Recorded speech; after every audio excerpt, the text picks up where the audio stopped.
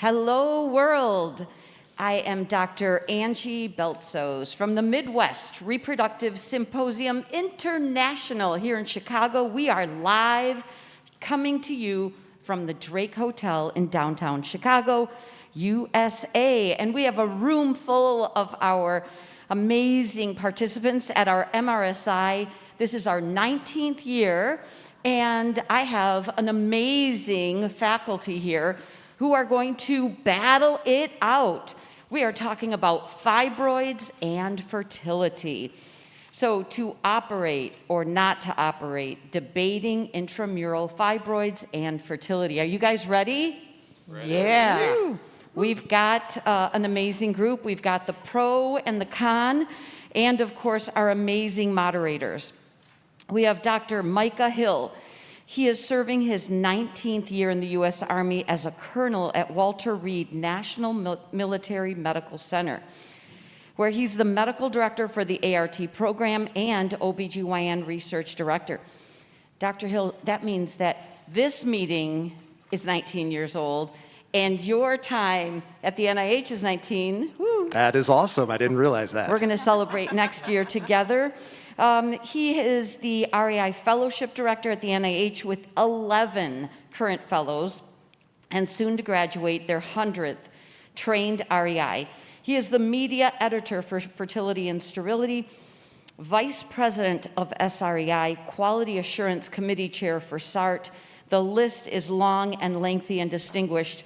And when he's not doing all that, he is a lover of family, faith, fishing, football, barbecue, and bourbon. This is your season. I love the fall. This is your season, amen. And we also have our friend Pietro Bortoletto. Yes, una fazza, una razza. He's a third-year fellow at the Weill Cornell Center for Reproductive Medicine in New York City. He graduated here in Chicago from Northwestern University Feinberg School of Medicine and completed his residency at the amazing Combined Brigham and Women's Mass General Residency Program. And now he is an interactive associate in chief for Fertility and Sterility as the media editor for F&S Reports. Without further ado, the battle begins. All right. Thank you, Dr. Beltsos. Thank you, MRSi, and all of those who are still here watching us live in person in Chicago. Pietro, it's good. This is the first time in 2 years you and I have been together to co-host an F&S Journal Club live. It's good to get the band back together. It's good to see everyone, even if we are masked. We're going to get right into this. I'm going to introduce our panel. On the pro side, saying that we should be operating, we have Dr. Amber Cooper, Medical Director of Hoyos Fertility. We have Dr. Emily Jungheim, the REI Division Director and Professor at Northwestern University. And we have Lowell Ku joining us from Dallas IVF. Lowell, thanks for making the trip from Texas. On the con side, we have Dr. Luis Hoyos. He is from IVF Florida Reproductive Associates. We have Dr. Jared Robbins, also from Hoyos Fertility. And last but not least, Dr. Roohi Jeelani, also from Hoyos Fertility. So just to set the stage, this is an upcoming fertile battle in a month in fertility and sterility. This was put together by one of the legends in surgery of reproductive medicine, Jacques Donnez. And the point of this is to look and see if intramural fibroids type 3 and 4 that are 3 to 4 centimeters should be removed. He makes the point in his introduction that fibroids are increasingly present in our patient population. And he argues that this is for two reasons. One, women are electing to postpone childbearing for career and social reason, predisposing them to have more fibroids. The other is that through our science and innovation, we have expanded the reproductive timeline through frozen embryo transfer and through donor egg. And so more of our patients are having fibroids, which means we're seeing more of these large intramural fibroids. So Amber, I'm going to start off with you on why we should be doing surgery for these patients. All right. First of all, we have a fantastic pro team, so I'm just not going to bias anyone, but I'm excited to be on this side because I think it's the right answer, right? So I think we can all agree that 0 to 2 fibroids. They're in the cavity, and I think we've had a ton of data, and I don't think anyone in this room or anywhere would argue that. And I think that's why this is a hot topic, right? We all look at ultrasound, we see that 3 or 4 centimeter fibroid that abuts the endometrium. It's right there, but it's not distorting anything. What do we do with it? Are they recurrent implantation failure? Are they recurrent miscarriage? Are they unexplained infertility? Have we even done an embryo transfer? But I think we have to remember it's 2021. We have newer hysteroscopic, laparoscopic instruments. We have better ultrasounds. We have really trained surgeons, even our colleagues in minimally invasive surgery, right? Fantastic surgeons. So all the things the con side's going to argue, I think we can argue in 2021. We might have a rebuttal for it. I'm not going to give you all of our tips yet. But I think that one of my passions has always been the lack of understanding of the immune system, and I think that plays a potential big role here. When you have something in the musculature distorting the endometrium locally, okay, we discussed that. But if it's not distorting, it may be distorting something else, one being the blood flow that goes to the endometrium. And if you have alterations in blood flow, alterations in anything structurally, you may in turn create an inflammatory response. And it's a very interesting argument, and I always say, you know, the immune system, in my opinion, is one of the most poorly understood systems in our body, and that's why we debate this in many areas of reproductive health. But there is emerging data. If you look at some of the mRNA studies, if you look at some of the more basic histology studies looking at the endometrium, there's data that these fibroids, these intramural fibroids, even without distortion of the cavity, can change TGF-beta, which in turn may downregulate some of the BMP, the HOX proteins and mRNA. Some of these things have to somehow be involved in how an embryo implants and how pregnancy is maintained, right? So more and more data is suggesting in these women with type 3 and 4 fibroids, at minimum of 2 centimeters, that we're seeing decreased pregnancy rates and decreased live birth rates. So why wouldn't we remove them? I guess I'm gonna leave you with kind of one of those questions before I hand it over to the next con person. Con side, she asked you the question, why wouldn't we remove them? Well, actually, I think there's many, many reasons why we shouldn't do it. But first, I would like to acknowledge the things that we're in agreement, right? When we talk about intramural fibroids, we have to make the distinction about type 3 and type 4, right? Which is what Dr. Cooper was saying. So let's talk about type 3, right? I think that most of us agree that those need to be taken care of because of the changes that you have with increased secretion of TGF-beta3, right? With then it impairs BMP2, and then it decreases the action of HOX10, right?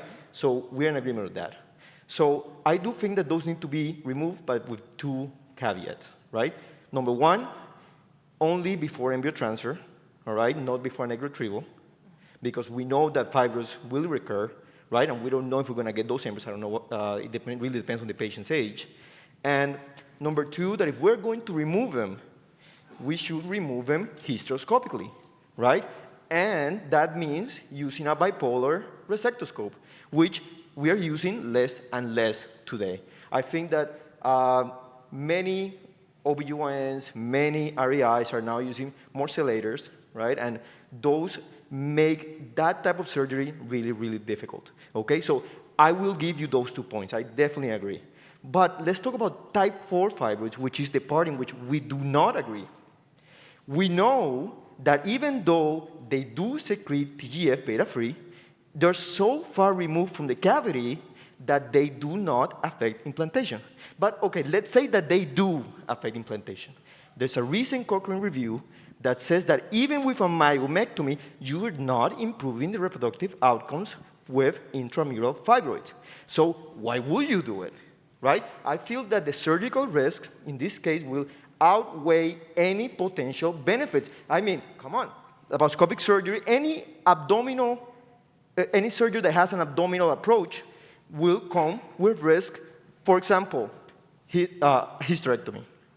You know, if you're talking about a big fibroid, you will always have that risk. I'm not saying that will happen every time, but that risk is there, whereas for a hysteroscopic approach, there is much, much, much less. So again, why would you go and undergo that risk if you don't have any certainty about the benefit? So, Emily, it seems that Luis is saying we agree that there's a association with a pathology and a negative outcome, but that doesn't mean we're in agreement that we should be doing an intervention to resolve that association. What do you answer? What do you think? Oh, so in discussing factors that contribute to infertility with my patients, I usually break it down into 3 simple things. To get pregnant naturally, we need eggs, we need sperm, and we need open tubes with a normal uterine cavity. But we know it's so much more complicated than that. Many of our patients enter IVF without a diagnosis. Doesn't mean there isn't one, but our knowledge of reproductive physiology isn't sophisticated enough to have an answer. And when it comes to fibroids, historically our approach has been equally unsophisticated.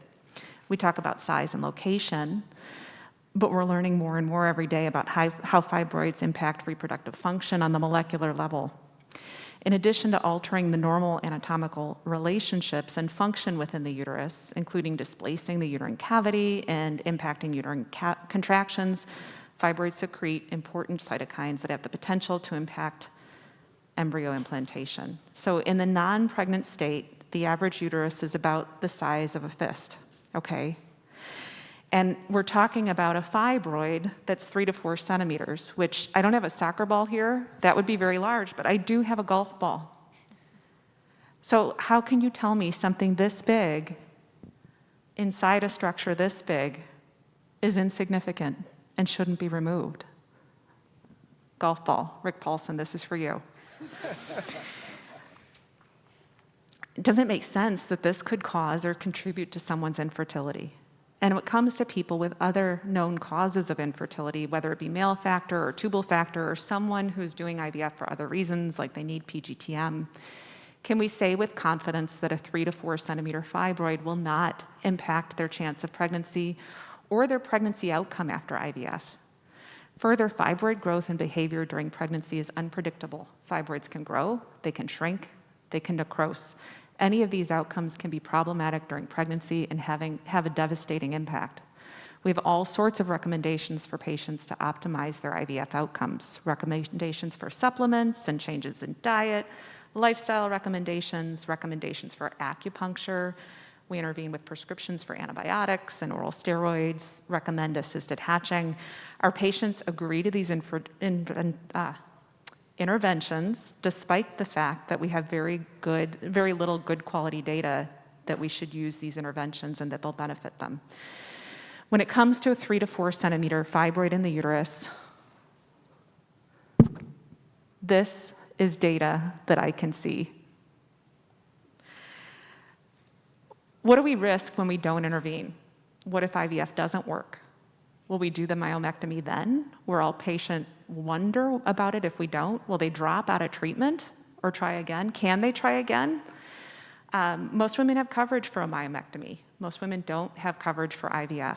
Why wouldn't you do everything in your control to optimize your patient's outcomes when the stakes are so high? I love how contentious this has already started, and thank you, Luis, for getting us started. I figured it's probably a good point for us to get some baseline sense of what people around the country, around the world who are joining us and thinking. And this is a poll question that we're posing to our audience joining us virtually. And we asked them, when you are faced with this intramural fibroid, 3 to 4 centimeters in size, that's isolated, just that single fibroid, how do you counsel a patient of reproductive age on its impact? And it's very interesting. So from our online audience, we had 55% said that they were somewhat unlikely to impact reproductive potential, whereas the rest thought that there was at least somewhat or a very likely impact.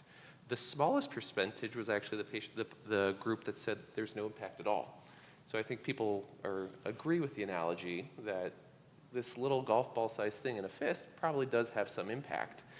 And you brought up an interesting point about what happens when IVF doesn't work, but there's also the important question, what happens when IVF does work and we do get these patients pregnant? Are there any obstetric risks of having a large intramural fibroid? Prematurity, preterm birth, growth restriction, are those things that are worth modifying for patients before we help them conceive? I'll ask the con side. Well, I mean, I'm not sure that that's the question here that we're asking, because we're not talking about large fibroids. We're talking about 3 to 4 millimeter fibroids. And I think the discussion around 3 to 4 millimeter fibroids and the discussion around centimeter fibroids, right? Greater than cent- three, of course. greater than 3 to 4 4 centimeter fibroids versus, your large, 10 centimeter fibroids are a very, very different question. I do think that we're hearing arguments that are about association. And so, I think it's important to bring our very esteemed pro colleagues back to the simple epidemiologic concepts of association versus causation. I think that there are theories around TGF-beta and HOX and that they can have an impact. I completely agree with my partners about the type 0 through 3 fibroids, but we're talking about a theory where we have no idea if these are reaching the endometrium. I heard an argument around alterations of blood flow and impacts on uterine motility, and I'm sure my very esteemed pro colleagues remember operating. And surgery creates anatomical changes. Surgery creates blood flow changes. And so the scar tissues that can be created from going after a relatively small diameter fibroid can have major impacts on endometrial competence, on scar tissue within the myometrium that can affect peristaltic changes of the uterine cavity. Certainly, we have seen patients post myomectomy that have endometrial lining developmental issues that we attribute to things such as alterations in blood flow. And so I think we do need to remember that surgery is not benign, even if our technology so that we can do it maybe a little bit better, we haven't eliminated the ability to prevent scar tissue and anatomic changes. So, causation versus association, I think that, should we remove them is a great question. The question is, do they have an impact? And I agree with Dr. Jungheim that we should maximize, every patient. But it is, and I agree with Dr. Cooper that it is 2021. And here in 2021, we have actually developed some excellent medications and non-surgical techniques to treat fibroids. So if we are thinking that these fibroids are having a major impact, why not lean towards, fibroids are a chronic disease. How many times are you going to remove those fibroids? And so why not use medical technologies or non-surgical techniques to treat these fibroids? And so while I think we're in agreement about the maximizing a very high stakes outcome, I think we can do it in non-surgical ways. There's lots of studies now on uterine artery embolization that have demonstrated safety, pregnancy rates. In your institution, Dr. Jungheim, there's several studies that they've published now on reports of outcomes after UAE and showing safety. And again, other techniques. There's a bunch of medications now that are on the market from your oral antagonists that have very successfully treat these fibroids and shrink these fibroids. And so I do think that there are options for maximizing these benefits without having to operate on them. So Lowell, I think as we read through these studies, Jared's right that most of the data is association studies without intervention studies. You're in a busy private practice. You talk to patients about this all the time. Why are you on the con side? Why should we be doing surgery instead of these medical treatments that Jared brought up? Absolutely. Thank you for all the cons that you guys have brought up. In a private practice, we do operate quite frequently, and we have a lot of experience operating on fibroids. On many patients who do have these fibroids that are type 3 and type 4. My concern is that my esteemed colleague had suggested maybe we should medically treat before we operate. It does make logical sense, but maybe some patients may not be quite the type of person that might be needing that. For example, if a patient needs these medical management treatments that may take months, many months before you might see a change in these fibroids. Some patients may not have that as their fertility declines. And then maybe if they fail the medical management and they still need surgical management, now we've delayed their treatment and their in vitro fertilization even further. So it might be even faster just to go ahead and try to surgically remove and then get to IVF. In terms of surgical management, as you all know, there are 3 different modalities of surgeries. There's the open technique, the laparotomy, and then you have laparoscopy, which is a minimally invasive technique, and then of course you have hysteroscopy, which is also one of the minimally invasive techniques. Most studies do suggest that if you're going to choose between laparotomy and laparoscopy, laparoscopy is the preferred route of choice of surgery because of decreased adhesion formation, less myometrial damage, and quicker recovery, as well as less pain postoperatively. Now, hysteroscopically, our esteemed colleague has also said that, well, it may be difficult to access a type 3 or type 4 fibroid, especially if they're only 3 or 4 centimeters. So I would argue that a 3 centimeter or even a 2 centimeter type 3 fibroid is still accessible hysteroscopically, and with minimal damage to the myometrium, with minimal damage to the blood flow, and as well as minimal postoperative scarring. I do agree that tissue shavers and these types of instruments that sort of shave down the myomas may not be as successful as, let's say, as a resectoscope. So I know many of us have been trained and well-trained by some of the master surgeons using a resectoscope, and I still use a resectoscope every time I operate on myomas that are submucosal or even type 3 myometrial. So I would argue that you can still get access to those myomas with minimal effect and damage to the myometrium. We asked our live audience, if you're going to be surgically managing these fibroids, what's your preferred route of tackling them for the isolated intramural fibroids? And 50% thought that robotic myomectomy was actually the preferred way to do it. And I don't know on this stage, but I don't think many of us are doing robotic myomectomies as REs anymore. Do you think a lot of the push against surgery side is because it's just not something that we do, and there's a certain hesitancy to refer out to have the surgery done, and then delaying their care and the amount of time it takes them to get in, takes them to have surgery, takes them to recover? We're much more willing to go at it without removing the fibroid, without having to make a surgical plan for them. What do you think, Luis? I don't think that's entirely true. I mean, I think that if I thought that there was a benefit to the patient, I will have no problem referring her to an MIS. For example, if you have a fibrosis that is 2 to 5 based on the FIO classification, I mean, that patient will probably be better served by a minimal invasive surgeon, and that's completely fine. However, if it's only a type 4 myoma, let's say 3-4 centimeters, in which I really do not think that there's going to be any benefit, I'm not doing it because I don't feel comfortable doing it. I'm just not referring the patient because I don't think she's going to benefit at all. You know, even on a master surgeon, complications indeed happen. You know, and the more time they are practicing, you know, they still run into complications. So they are not completely preventable. All right? So do I think that my patient should take that risk? Definitely not. So no, I'm not referring her for that reason. If your patient is referred to surgery pro-sign, how long are you telling them to wait before trying to conceive? If they've had a hysteroscopic, robotic, abdominal, laparoscopic myomectomy of an isolated 4-centimeter intramural fibroid, what's your rule of thumb? I think it's a great question. I think approach matters. If it's a through and through in the myometrium, in my opinion, most tend to recommend 3 months healing time. I always talk to the surgeon who performed it and how difficult it was and what sort of closure and concerns.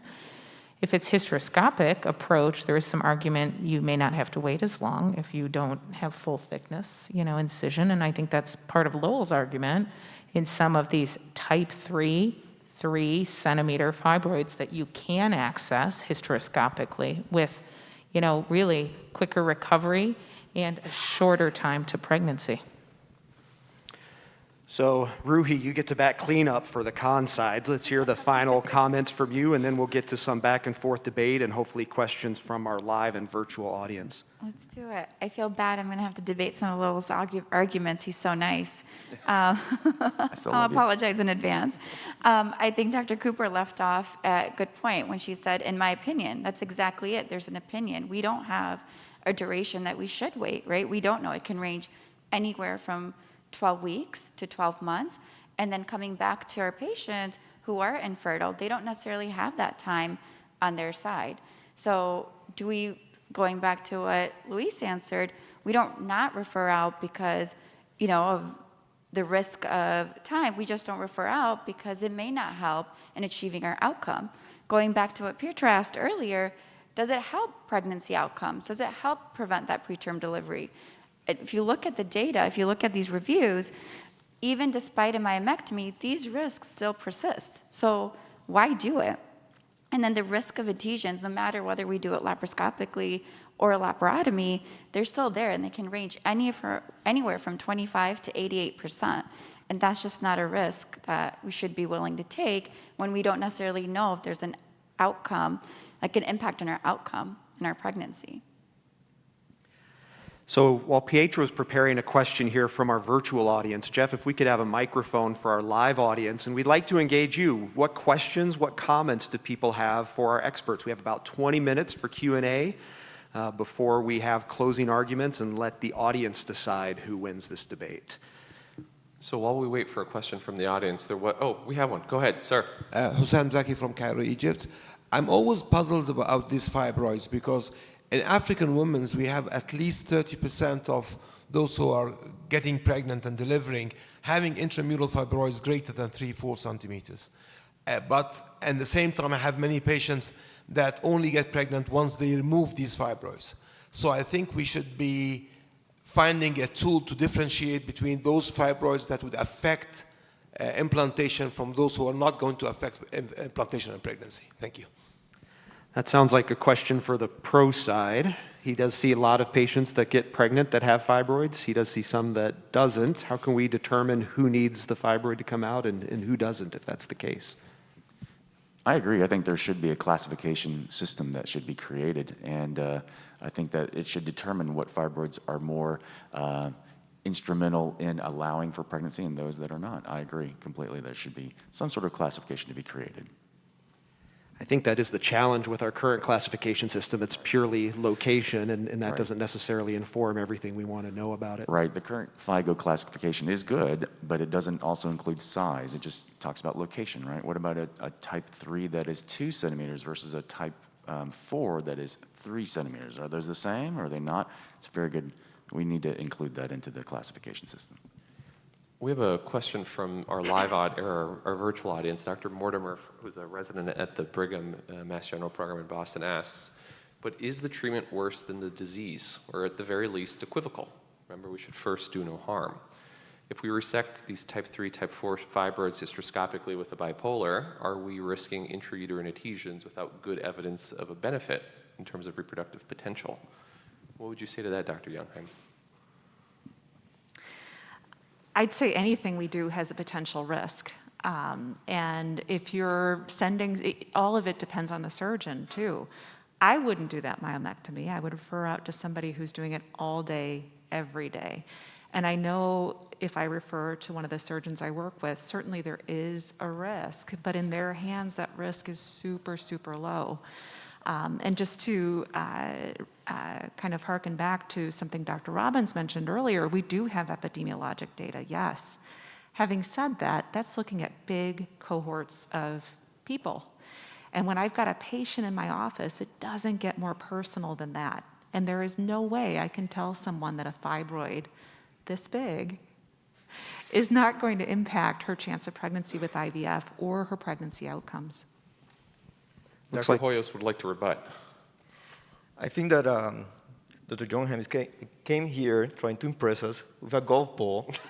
But, if that size is so significant, then why is it so hard to be hit with the golf club, which is of similar size, like of a uterus? At the end of the day, the only thing that matters is for the ball to be close to the hole, which in this case is the endometrial cavity. I love a good golf metaphor. We have another question from the audience. Dr. Chen. So I'd like to know from this group, because Dr. Ku had said he likes to use the resectoscope, and personally, I like the instruments like, MyoSure and TrueClear that don't use energy. Do we have any data showing that the lateral thermal damage potentially from a resectoscope might cause more harm than just using mechanical means? And Dr. Ku, I think you and I have to talk about this more because I want to make you a mechanical fan, because I think you're going to like it if you use it more.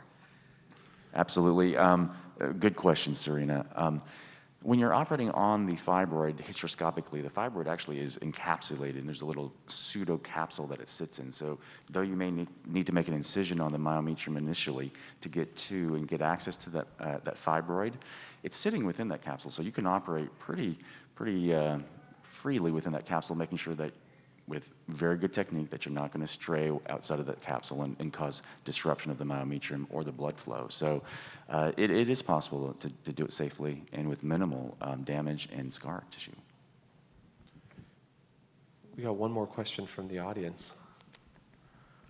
Great debate. So a lot of this is centered on a solitary fibroid. Would you feel different in your opinion if you had a patient that had a uterus that wasn't exactly studded with fibroids, but had 5 or 6 fibroids potentially ranging in the 2 to 5 centimeter range?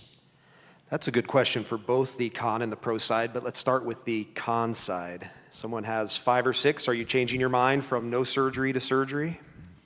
I think it once again goes back to location and history. Going back to that question from Egypt, why do some women have infertility and implantation failure, and some women with multiple fibroids don't seem to have any trouble? I'm going to reference Dr. Jungheim's presentation yesterday where she said in most patients, this nutrition, BMI, diet don't vary, but then when we see them in an infertile patient population, it may be different. So I would say, once again, I would revert back to size, location, because operating in general may put them at higher risk of infertility, adhesions, damage to the endometrial cavity, which is, as we know, it's still experimental and irreversible, I would say. So we have, and we'll get back to the audience questions in one moment. So we have other ways to treat fibroids other than surgery. We've spent a lot of time talking about resectoscope versus hysteroscopic morcellator, the different abdominal approaches that one could take. And Dr. Robbins, I think you brought up medical therapies for intramural fibroids. Do you think they work? And if so, which one do you think works best? I mean, it's hard to know. It's hard, again, the question of do they work goes back to how do you measure success, right? I think that if we're talking about patients that are symptomatic fibroids, I think the data is clear that most of them work. Do they improve pregnancy rates? I think the data is not clear that the fibroids are causing infertility to begin with. And so whether they work in terms of improving pregnancy rates is still a question out there. When we hear when I removed that patient's fibroid and she got better, she got pregnant. There's clearly that recall bias, that investigator bias, and so without a systematic trial, I completely agree with Dr. Jungheim that we're all very emotionally attached to our patients, and that's why the importance of having systematic studies to really determine whether these interventions are impactful from a fertility outcome are really critically important. So I want to go back real quick to the question before that. So we were talking about numerous fibroids, and Roohi brought up the risk of potential damage to the uterus. So does the protein feel different if it's just a fibroid-studded uterus, a bunch of small ones, the cavity's clear, but you're going to have to make anterior, posterior, fundal incisions? Do you still want those patients to do surgery, or what's your counseling to patients in that setting?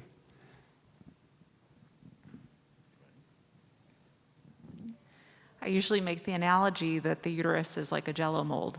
And when you've got those fibroids, it's like a bunch of pineapple in that Jell-O mold, and if you pluck them all out, what do you have left? But in discussing the different approaches, I wouldn't be doing that myomectomy. When I trained, I would have, but now I wouldn't. And so, if you have a patient with a complicated history, it's something to consider for sure, but hopefully this doesn't count against me for the debate. And we had asked our audience joining us virtually as well, if medically managing fibroids, what's your preferred method for medical management? And the vast majority of people still use injectable GnRH agonists, followed by combined hormonal contraceptives, with a much smaller percentage using the new oral agents and the selective progesterone modulators, which I suspect we'll start to see more and more being used in the reproductive medicine community beyond just the benign gynecology community. Do we have more questions from our audience? Yes, up front we have one. Yeah. Sure, yes. I'll start with the comment and then I'll go to the question. There was a medical court case in California with a reproductive endocrinologist who was doing these surgeries and doing regular IVF cases, and he had his license taken away because he mixed up patients.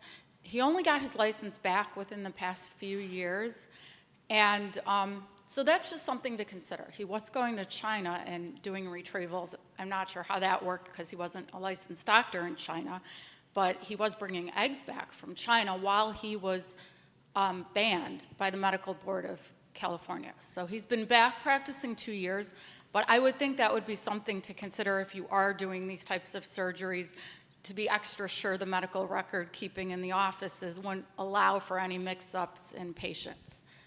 And then I do have a question.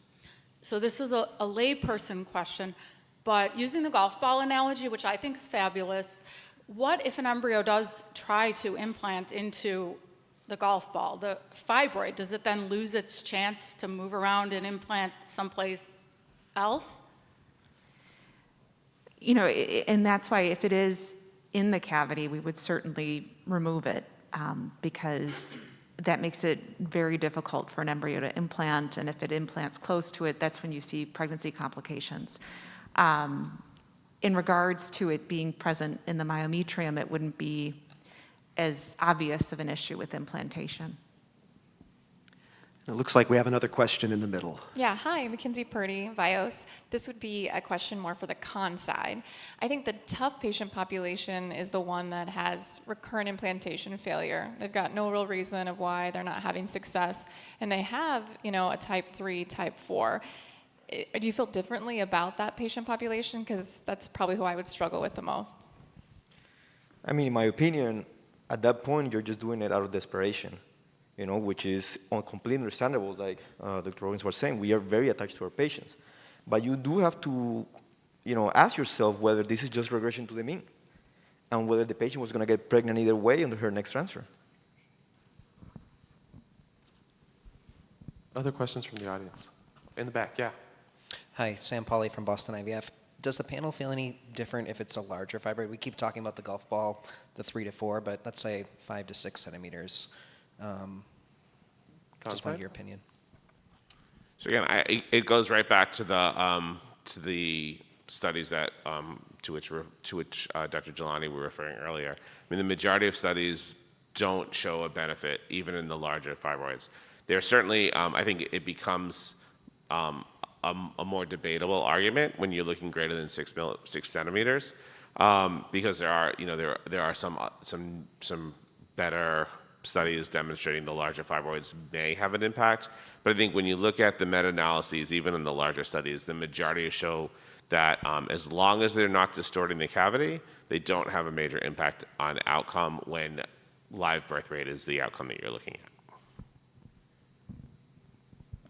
So earlier on the medical side and in the article, they talk about uterine artery embolization as being safe. We're all reproductive RAIs up here. Does anyone up here ever recommend a uterine artery embolization for an infertility patient? Even though there's been reported successful pregnancies after uterine artery embolization, I do not personally recommend it.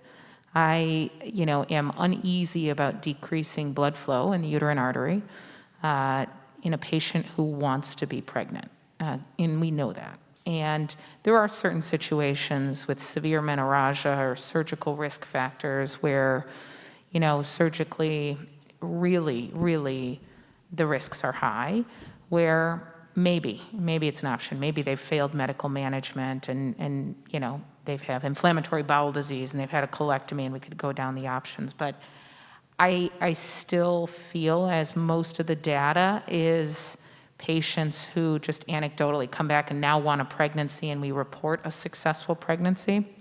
We don't have a lot of data, but it makes me feel uneasy. What about anyone on the con side? Has anyone ever recommended it for an infertility patient? So again, I think that the question is, what's your indication? And if these are symptomatic, large symptomatic fibroids, there are several series now of data, Bob Vogelzang being one of those authors, that have looked at relatively large cohorts of women after UAE and showed no significant impacts on their ability to get pregnant or on their ability to stay pregnant. And so, live birth rate data, they've looked at live birth rate data, they've looked at effects on ovarian reserve, which has also been a concern with sort of with the particulate movement from the embolization itself, and show no significant impact on ovarian reserve or on live birth rate. So I do think that it's, as surgeons, we do, if we're talking about larger symptomatic fibroids, surgery is a reasonable approach, medical therapy is a reasonable approach. And I think UAE in the properly selected patient who may not be a candidate for surgical or a medical approach would be appropriate. Looks like we have another question in the middle. Yes. Thank you, Dr. Hill. Meg Sachs here, University of Cincinnati. It's been fantastic hearing both sides go back and forth. We are curious to hear a little bit more about immune and vascular considerations, both from the pro and con side, and if there might be any role in ERA studies in the future, anything that you're aware of regarding this. That's a great question. I think and we've talked a little bit about this as well here in the panel, is there's just a lack of data to help risk stratify which patients deserve an intervention to improve their reproductive potential. And not to put anyone on the spot, but what's the study that needs to be done to help answer these questions? And is it at a molecular level? Is it imaging? Is it advanced imaging where you're looking at perfusion to the overlying endometrium? If you think there's something to do with the receptivity of that overlying endometrium above the intramural fibroid, how do we answer this question? Because we all have this kind of persistent, there's a lack of data, there's a lack of data, there's a lack of data. I think there's a lack of data. I think you may have mentioned that. Yeah, I mean, I think it's a great question. I think that, again, and this is purely opinion, because there's a lack of data. And so the questions are, I think before we could ask the question about what are the immunologic factors that are impacting, that the fibroids may be impacting, I think we have to really understand what are the immunological factors that are associated with implantation. And that's where the research needs to focus in order to have those better outcomes, right? And so, I think, is the ERA1 tool that we can use? Certainly. But I think we just don't have a great understanding as to what are the factors that we need to use as our endpoints. Dr. Taylor's studies on HOX, is great. Dr. Lussey's studies looking at integrins, but we just don't have that fact. We haven't found that golden ticket, right? That what is that factor that we can say this is the immune factor that we need to use as a marker? And so until we have that, I just don't think we can answer that question yet. Question in the back, Dr. Lawson. Thank you so much to all the panelists. I'm really enjoying this conversation today, and I'm probably going to be throwing a little bit of a curveball question to you, as I am a psychologist. My question is based on my experience in talking to patients who either have not gotten pregnant or who have gotten pregnant and had miscarriages and did not have fibroids removed. They oftentimes question whether or not that fibroid should have been removed. They have a lot of regret and sometimes a lot of anger. And I'm just wondering, in your experience from both sides, which approach do you think from a psychological perspective would benefit patients the most? We'll start with the pro side first. This is a tough question. I'm glad I'm moderating.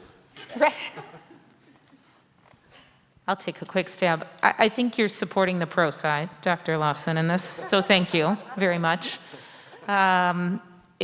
You're exactly right. I mean, I think there is a lot of regret, and at least definitely in the United States, where access to care is an issue, and this patient might be able to afford one cycle and have 1 or 2 embryos, and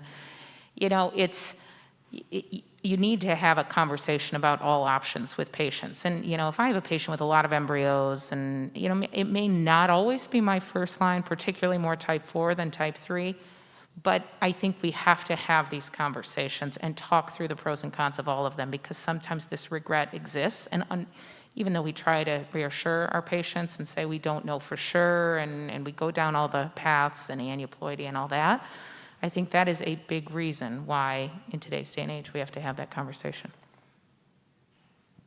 What about your side, Luis?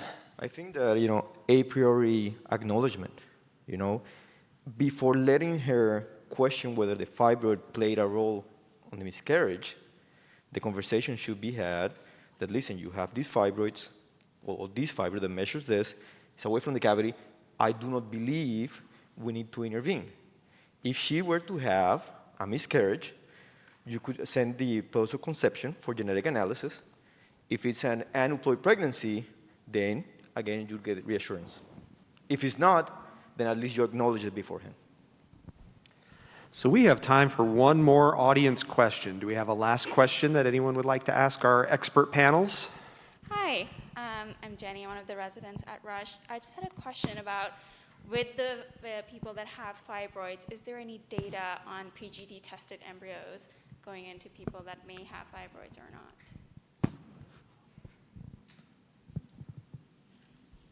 I can take that. I did a study at Wayne State looking at PGT-tested normal embryos and fibroid uteri.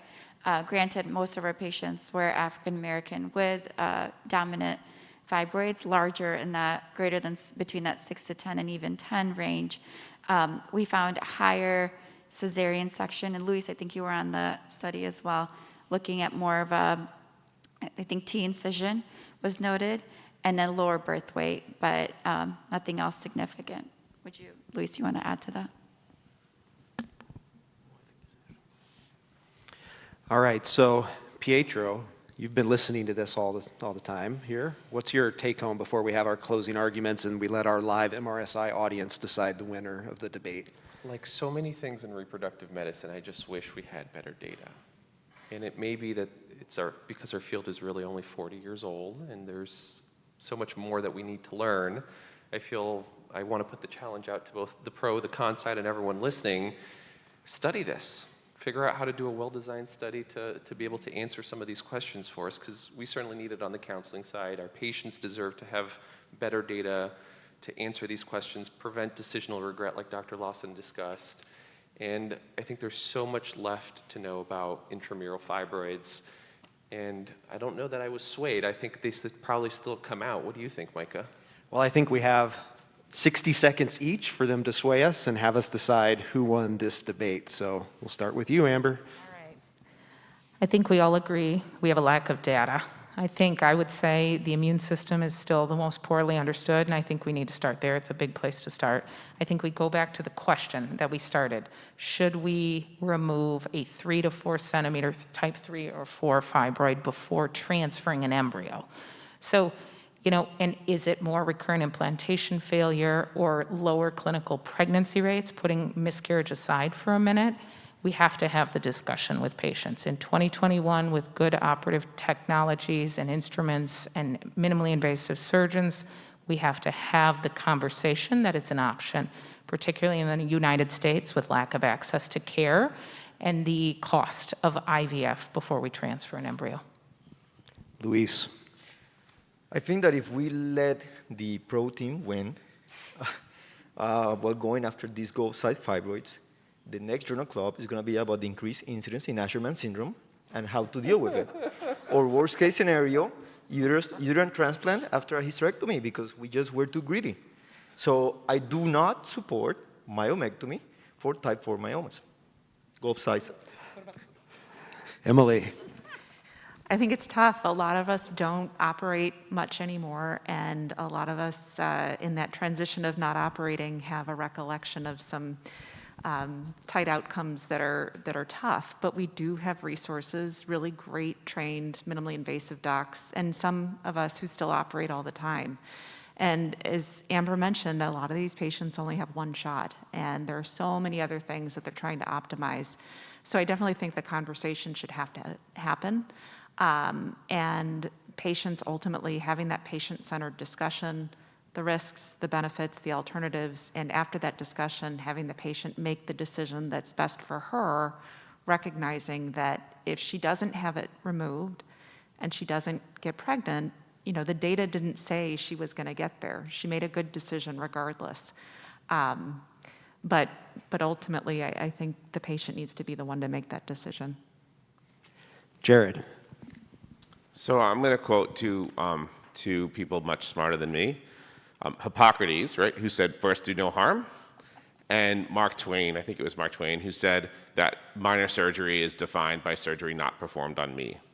I think that, that we need to make smart decisions and counsel our patients appropriately. I'm a big believer in patient autonomy, but with the proper guidance and with proper informed consent. And to do surgery, again, I think that we are very attached to our patients and we worry about things like decisional regret, but to do surgery for an indication that is not proven to be to improve outcome, and where most of the data have demonstrated actually don't improve outcome, I think that I just think it's bad medicine.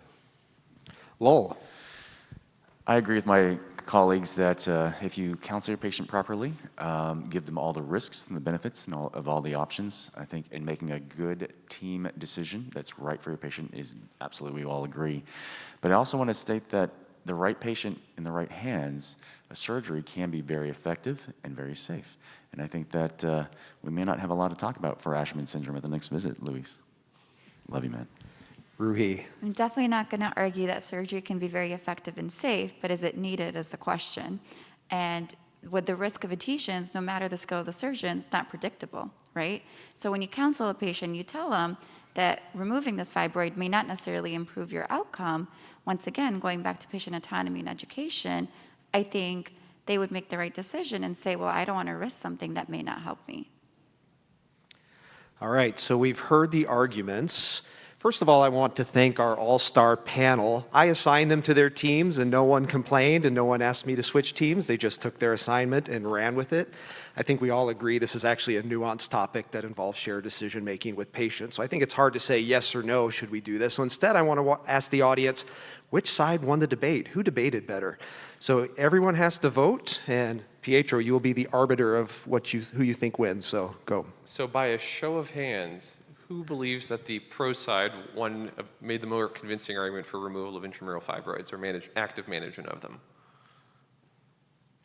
I believe that's 2 hands in the audience. Oh, come on. And then who believes the con side made a more convincing argument for leaving him alone? Wow, almost unanimous. That's amazing. Well, thanks everyone for participating both in person and for those joining us virtually. This was a lot of fun, and hopefully we don't have to have that intrauterine adhesions fertile battle soon.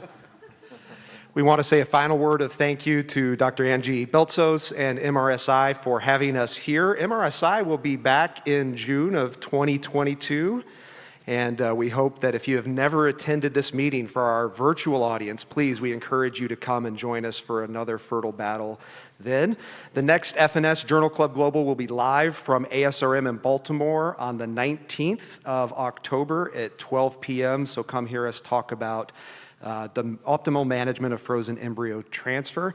Dr. Beltsos, do you have any closing remarks for us? What a magnificent presentation, and on behalf of the audience here, as well as virtually, thank you all for your attention and preparation for this. You were awesome. So the conversation doesn't end here. After the Sternal Club's done, please make sure to follow us on our Instagram account, Fertility and Sterility, Twitter, FertSturt, as well as our Facebook page where we can continue the conversation and tap into both the pro and con experts beyond the meeting today. All right, thank you everyone, and have safe travels back home today or tomorrow.